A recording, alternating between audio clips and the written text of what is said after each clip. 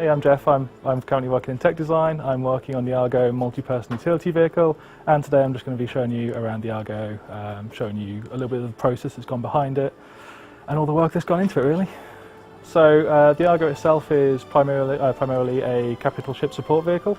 So what it does is you'll have the Idris fly into a location, but it might not be able to go through an asteroid field or something like that, and the Argo can then fly in. It can pick up any survivors in one of its pods, or it can be fitted with a cargo pod with repair gear in the back of it.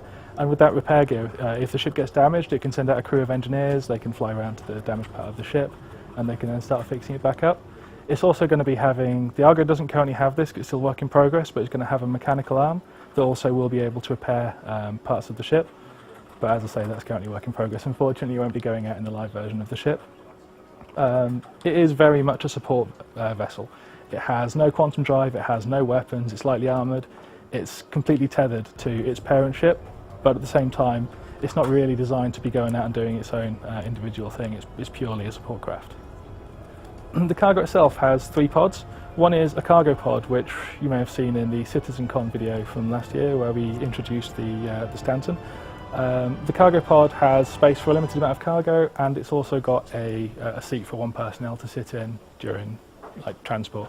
It's also got a transport variant which has 8 seats in it for obviously larger scale personnel pick-up drop-off, which would be quite handy for when the Idris is in orbit and you need to send the Argo down to a planet.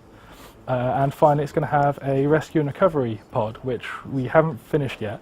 But this pod will have limited medical facilities, so if someone gets injured on the battlefield, you can cart them into it and then take them back up to the ship to receive proper care.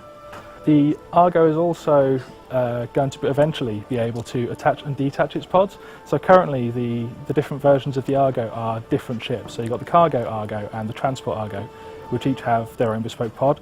But eventually it'll be able to detach one pod, attach another, or even if it can get to an escape pod from a destroyed capital ship, for example, it could go out and pick up one of those escape pods and then drop that off in the Idris or in whatever its parent ship would be at the time.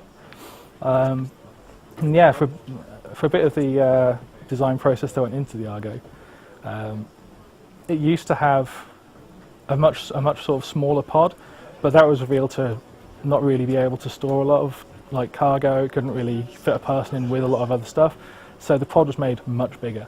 And it was given a rear ramp, so now picking up cargo, dropping it off is now considerably easier. It also looks a lot nicer, I think, personally.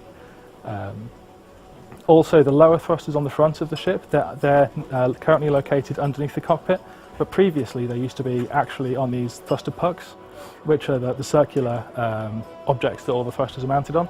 And what they would do is they used to fire down into the pod itself, which, yeah, we had to fix that because it didn't look too great. Right, is the thrusters on the Argo, on the legs, they don't rotate with the legs, so when it's landed it actually uses its legs as supports, and when it takes off the legs will rotate back into a fixed position so that they can help with flying, because the ends of the legs each have a main thruster on them, and they've also got the retros mounted in there. But the pucks themselves on the sides don't rotate, so they can actually help with takeoff and landing. Otherwise the ship would have a fairly hard time getting off the ground. There's also a few minor design changes that went through, like in the early versions of the Argo that the public may have seen. The legs were sloped much further forwards, so a lot of the weight of the back of the Argo was actually unsupported. There's a few videos that we got floating around where when the Argo is placed into a gravity box, the sheer weight of the Argo, it would sort of rest on the floor for a few seconds and then just rock backwards. And yeah, that was a bit silly. But yeah, that's the Argo. It's a lovely little ship runner, basically. It's a skiff that is a general workhorse for all the capital ships, hopefully, will be thrown around.